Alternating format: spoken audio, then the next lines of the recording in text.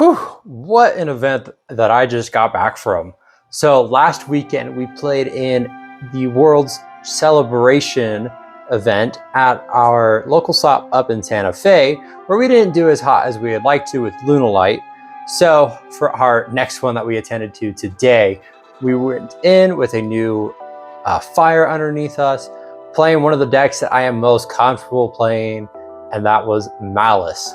Sure, Maliss has some hits with Chessie, or not Chessie, but White Rabbit and Dormouse. Dormouse being at 1 in this format. I mean, this card at 1 for a World's ban list is crazy. Understandable, but crazy.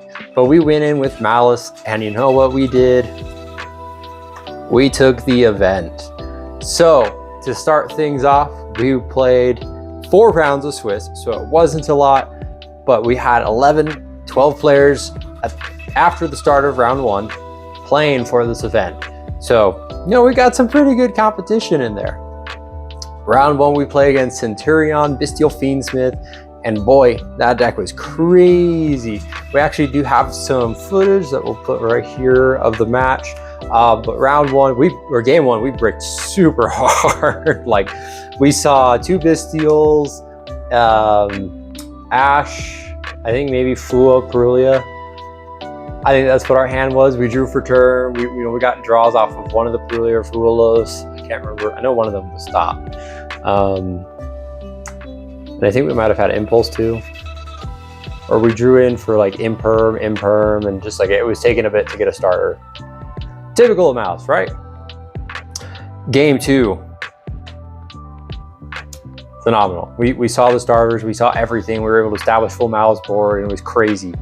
Nothing he was doing there. Game 3, we had all the right answers. We had everything to stop the Centurion player from comboing off. The Imperm, the Impulse, I believe, might have been an Ash in there or something. It was enough. It was enough to just full combo, make access code Hearts Cryptor, and swing for game. Round 2, we play against Dinos, and Dinos was not expected. We win die roll, go first. We misplayed in game 1, not establishing the full board that we would have liked with Allied, Firewall Dragon, and then the 2 Maliss names in White Binder and Red Ransom. So we ended up losing out on the Firewall Dragon line. We did have GWC and MTP07, but it didn't matter. He drew for turn, Kaiju to the Allied code, and we were then struggling at that point to kind of play. He had Misk. I mean, man, open Misk. What are you gonna do? Open Misk. And then games 2 and 3, we locked in game 2. We created the right board with Firewall, Allied code, the 2 Maliss names. We had the MTP, we had the Banish, we had Impulse. He was not doing anything. He attempted to break the board and succeeded pretty dang well. But we had the follow-up on the crackback to just be able to blow through his board with MTP, with GWC regaining enough life points. We weren't completely dead. We were able to take it there. And then game 3, he bricked, passed it, and we OTK'd. So we were able to take it there with 2-0. And then round 3. These next 2 rounds were probably the most brutal of rounds to play into, because rounds 3 and 4 we played against Crystron K9, a deck that is completely untouched in this event, just like K9 Vanquish Soul. Both of those were untouched for this event. And so we played K9 Crystron. Game 1, he misplays hard, I take it. Game 2, I misplay hard, he took it.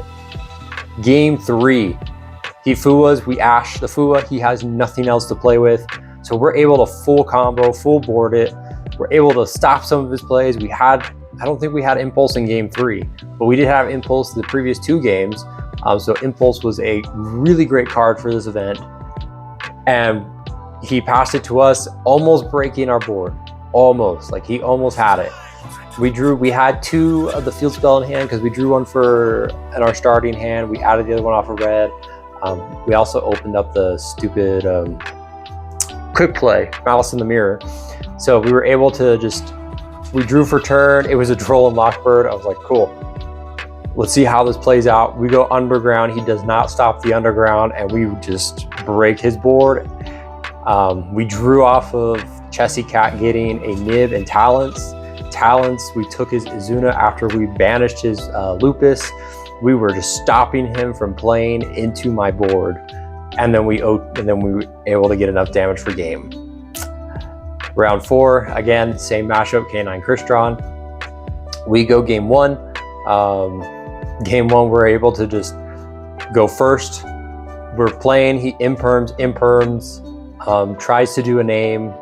We impulse. We go tactics to get thrust to get talents to look at hand.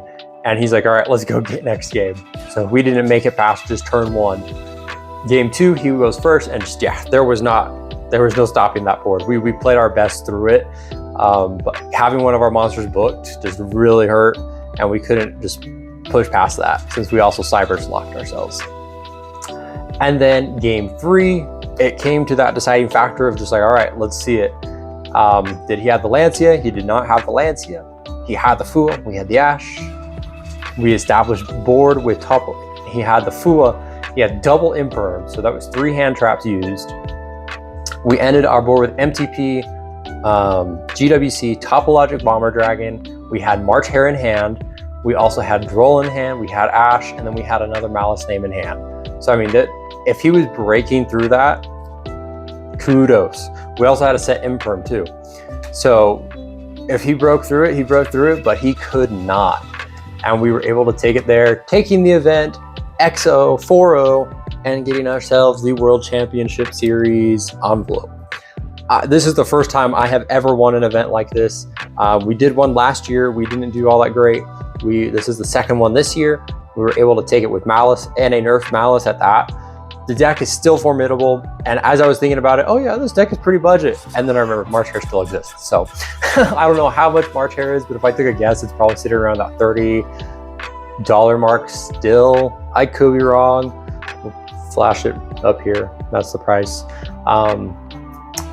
But yeah, the Megatins reprinted this, and I think it's like really cheap to pick up if you're wanting to play the deck. I know like for the longest time, it's run the meta alongside Ryzeal. But like the deck is still fun. I love to play it.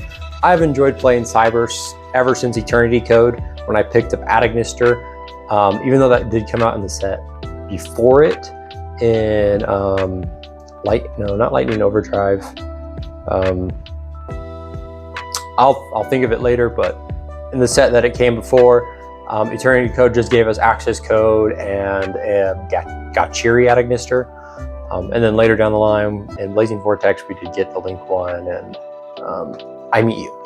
But anyways, like I have loved it. Played Marincess, we've played Salamangreat. We haven't played Salamangreat on this channel though. We've played Code Talker, haven't played that as well. We also did play G-Golem. Again, that's one we haven't played on this channel. But I have just enjoyed Cyber. So even MathMech, you can look back at my earlier videos where we've played MathMech before. So I love Cybers. I also love Pendulum, which we haven't touched in a while. That'll change too. But yeah, I feel pretty excited that we took this event. Let me show you the profile that we ran with, because I think it was really interesting playing it at 41 cards rather than a 43 that I've done in the past, or even 40, which I am more comfortable with. I felt like 41 was just a sweet spot for this deck, and there was a last minute change that I did make before the event started that it was in preparation for Yummy, but never saw Yummy, so I mean that choice was just kind of like, okay. There was an immediate side out card. Some matches we did keep it in against K9 Crystron because if we saw it, and it would have been crazy. But let's show you the profile. All right, so I was super proud of this list. I honestly loved it. Cause yeah, for Worlds, it did suck having the one of Dormouse, but like, you know, it is what it is, right? Because Dormouse is a crazy good card. And then of course we do follow that with 2 Chessie, 2 White Rabbit. White Rabbit was just really good. There were a lot of times where I did see it in my starting hand, which I was not going to complain about. But these next 2 slots that I did see were 3 Chessie and 3 March Hare. Honestly, seeing this combo felt really good. Normaling the Chessie, affected Chessie, banishing the Hare to draw 2, Hare to add itself back. Just felt really good. There were a couple times where I did see White Rabbit with that combo. Still worked. I only ever saw Dormouse once today, and that was in round 4, game 1. So it felt pretty good seeing it. For the spells, we played 2 Underground, 1 Mirror.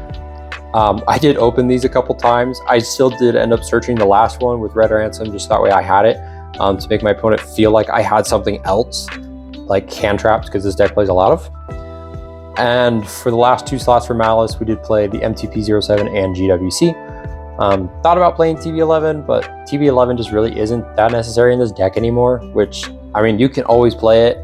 It's still a really good card for those weird combo lines you have to do, but honestly, I would rather have one of these two. And for those of you that cut out GWC, you crazy, you mad. I love GWC. With the new time rules, it really doesn't matter anymore about like losing in time. So I mean, that's good, I guess, but like I still love giving the life points. That did save me a couple of the matches actually where I gained life points and they weren't able to do enough damage to kill me because I gained life points with GWC. So I mean, and those were like the turnaround where I just like came back and just full combo kill. So I mean, GWC is just really good. And then we do play some honorary Maliss names in Terraforming and Gold Sarcophagus. We actually saw Gold Sarcophagus way more than Dormouse, which is really crazy. I loved seeing it just because it got us to Dormouse or got us to whatever piece we needed. So that was really nice. And then the extenders, because we do play a lot of extenders in this deck because you definitely need them. We were playing 3 copies of Backup Atagnister, 1 copy of Wizard, 1 copy of Bestial Magnamut, 1 copy of Drewsworm, and 1 copy of Baldrake. So I loved playing, and I love playing the Bestials in Maliss just because you're able to get really good extenders out of them as well. Also being like really interesting interrupts, also good hand traps too in a format where light and darks are prevalent. Really this only hits Yummy and can hit Vanquish Soul a bit. But it's rare that you would be using these in Vanquish Soul. You'd rather see other cards. But against Yummy, yeah, pretty good. Most of the times you're using it just to get rid of names in your graveyards. That way their effects trigger and you're able to keep comboing off. So yeah, I don't play the I Meet You anymore because a lot of times like it felt really sacky playing it. But I guess without Droll being like heavily in the format, you could play it again. I definitely don't like it anymore. I think it just isn't necessary because there were a lot of times where I did see Backup Atagnister in my hand. So I'm not going to complain. I'm not going to complain about it. But then the last part of this deck is hand traps. You know, you play, Engine and then a lot of hand traps. So to start us off, we played 3 copies of Fubulos, 2 copies of Perulia. I think Fubulos maybe resolved once today, and then Perulia resolved every single time. The K9 Crystron matchup was not expecting the Perulia, so they had to do like some weird lines to not give me as many draws. But like those draws were pretty good in some cases. But yeah, like Fubulos resolved once, Perulia resolving every time was pretty satisfying. We did also play 3 copies of Ash Blossom and Joy Spring, and then 3 copies of Infinite Impermanence.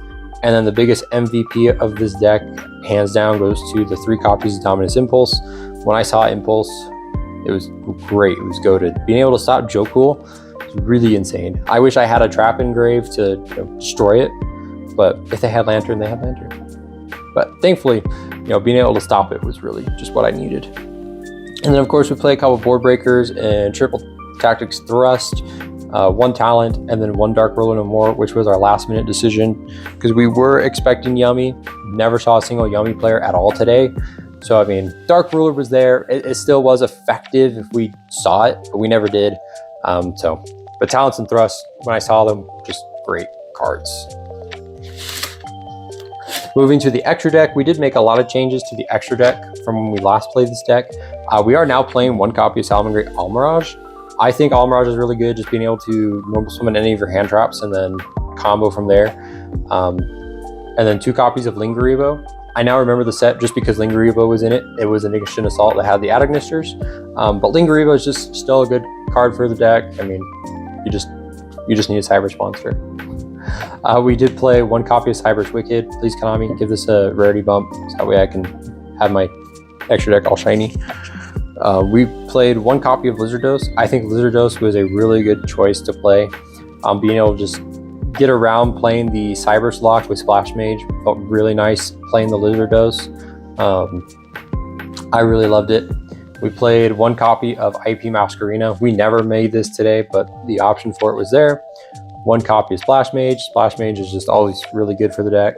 One copy of SP Little Knight, which we also never made. We played one Red Ransom, one White Binder, and then one Q Heart Scripter. The standard Maliss names. We definitely need them.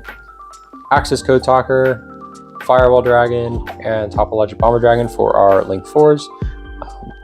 Topologic coming in the last game, the last and final round, was just really good. I am so glad I played this card. This card is what won me that. Just, it's what won me that match. And I love it. The judge actually came around and was like, what year are we in playing Topologic Bomber Dragon still? I'm like, it's a good card. And then, of course, the last card for the deck is Allied Code Talker at Ignister.